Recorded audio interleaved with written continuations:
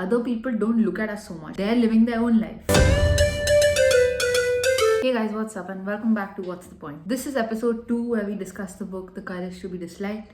And if you haven't seen episode 1, please go check it out. But for those of you who are directly joining into this episode, this book essentially is a free-flowing conversation between this young guy who we call Youth and the philosopher.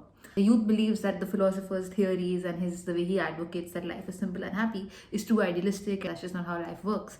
And one by one, he challenges every single theory that the philosopher comes up with.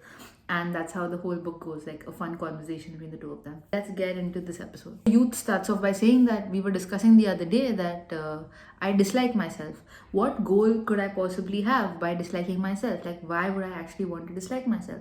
The philosopher says, think about this yourself. Since your goal is to not like yourself, you focus only on your shortcomings and all your flaws. What flaws do you have? Youth says, okay, this is very easy. I have too many flaws. I have no self-confidence. I'm too self-conscious. I just can't be myself and act naturally in front of other people. And to be honest, if you look at my face or my body, there's nothing particularly to like here either. The philosopher then calmly asks, okay, so what kind of mood does thinking about all this put you in?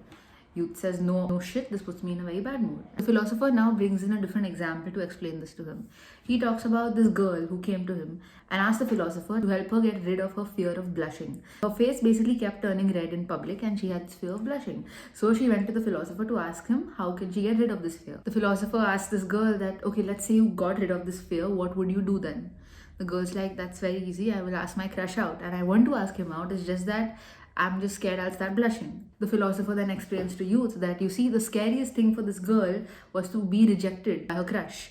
And as long as she had this fear of blushing, she could say that if only I didn't have this fear of blushing, I would ask him out. She can live in a happy bubble of denial that if only I could get rid of this fear, then I could ask him out and I could be with him. So she didn't have confidence in herself. She was afraid to be rejected by him. And so she creates the symptom of the fear of blushing. Youth is basically afraid of getting hurt by other people and getting hurt in interpersonal relationships. So he started disliking himself and become the kind of person who doesn't get into these relationships in the first place. And to fulfill this goal of his, he finds flaws, dislikes himself, and becomes the kind of person who wouldn't get into interpersonal relationships in the first place. This allows him to conveniently have an excuse, right? Like, it's because of my flaws, it's because of this awkward character that I am, that I can't be myself and that I can't get into a relationship. The philosopher says that according to Adlerian psychology, if we lived in a world just by ourselves, all our problems would disappear and we'd have zero problems. And then the philosopher asks youth, are you familiar with the term feeling of inferiority? It's like, yeah, I obviously know this feeling quite well. Whenever, I see in the paper, in the news, someone my age who's done really well and is successful, I feel it. The philosopher now shares his own feeling of inferiority, which he had, is that he was very short and he was concerned about his less than average height. He thought that life would be an entirely different place for him if he was a little taller. He told his friend about it.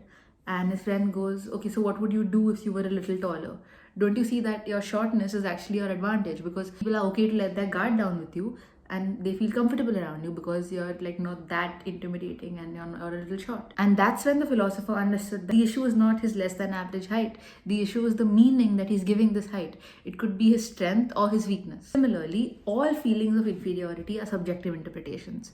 And things about things that are subjective is that you can change the meaning you give them. Choice to view his height as either an advantage or a disadvantage was entirely the philosopher's, and until that day he chose to see it as a disadvantage. So you can't alter facts, like for example, you're short, but the meaning you give it, the subjective interpretation you give it, can be altered. Youth now asks that, okay, fine, this makes sense, but why do people have this feeling of inferiority in the first place? Why do we have it? Philosopher says that when we're born, all of us have this pursuit of superiority, that we always just want to keep getting better. It starts literally from a toddler wanting to learn how to walk. We hold up many goals and ideals and we want to work towards. And Adler says that if we look at it this way, the feelings of inferiority or the desire, the pursuit of superiority, all of this isn't unhealthy. It's actually pretty healthy and normal because you're improving and one wants to make progress, get better, and there's nothing wrong with this feeling of inferiority. However, there are people who just don't have the courage to take the steps forward. They just don't even try. They just say that, I'm not good enough anyways, and even if I tried, nothing would happen, and they just give up. Youth says, but yeah, this is very true, because the feeling of inferiority, if it's very strong, then you do feel this way, then you feel helpless. If you feel that you're not good enough anyways, then that is a very real feeling that you have, and you can't just negate this feeling. The philosopher now says that no, that is the inferiority complex. There's a difference between a feeling of inferiority and an inferiority complex. Philosopher says that, as we just saw, there's nothing wrong with the feeling of inferiority because it actually promotes growth and helps you improve. But an inferiority complex is different. If someone had a feeling of inferiority with their education and they think, I'm not well educated, so I need to work twice as hard to succeed, then they will work harder and succeed. But the inferiority complex is saying, I'm not well educated, so I can't succeed only. Inferiority complex is saying that because A is this way, B is this way. Like it can't change. Youth says, but yeah, it's true. If someone is not educated, then they just they can't succeed. It's a cause and effect. It's a fact. The philosopher says that this is what Adler calls apparent cause and effect. We convince ourselves that there is a causal relationship when there actually is none. Saying that I'm not well educated and therefore I can't succeed is basically saying that I don't want to succeed. You're not willing to do anything about it. You're so comfortable where you are and you don't want to change so much. You're not willing to sacrifice the life you have right now. It's easier to leave things how they are right now, even if it has some limitations. The philosopher goes on to say that you see the thing with these feelings of inferiority is that we can't live with them for very long and we find some way to fill in these gaps. The healthiest way to fill in these gaps is what? To grow, to actually have the courage to change and start working towards yourself. If you're not well educated, if that's what you feel, then the best way to fill in the gap is to start studying extra and to work harder than everyone else. But people who don't have the courage to do this get into an inferiority complex. They say that because I'm not well educated, I can't succeed, and the real me could succeed, but right now it's because of my circumstances I can't. Some people also go to the extent where they start bragging about their misfortunes just to get attention. Like, for example, you don't know what I feel or how I went through, by making other people worry about them, and because of their misfortune, they make themselves feel special. This might even be true, and we may not understand what these people are going through, but the thing is that if you use your misadvantage to stay, feel special and to stay at an advantage, you'll always need your misfortunes to remain at that advantage. Youth understands this to some extent and then just says that, but the thing is that it's not easy to not compare yourself to others, and life to an extent is a competition, and you always tend to compare yourself to others. Philosopher says that if you see the world as your competition, and if for you life is a competition, you will always need to keep winning. You'll always feel the need to stay alert and be on top of your game, and you'll just see the world as a very hostile place, because if you're not winning, then you're losing, and if you're losing, then someone else is the winner. Do you get what I mean? You just see the world as a very hostile place and you see everyone else as your enemy. But what we need to realize is that other people don't look at us so much. People aren't waiting for us to slip or let our guard down. They're living their own life. Youth says, but how can I stop myself from feeling what I'm feeling? This is very true, the way I feel this way. I'm constantly in a fear of, being attacked or someone else being better than me. For example, the youth has this brother who's 3 years elder than him, and he's just always excelled in academics, sports, everything. His parents are very happy, and the youth's parents always keep comparing himself to his brother.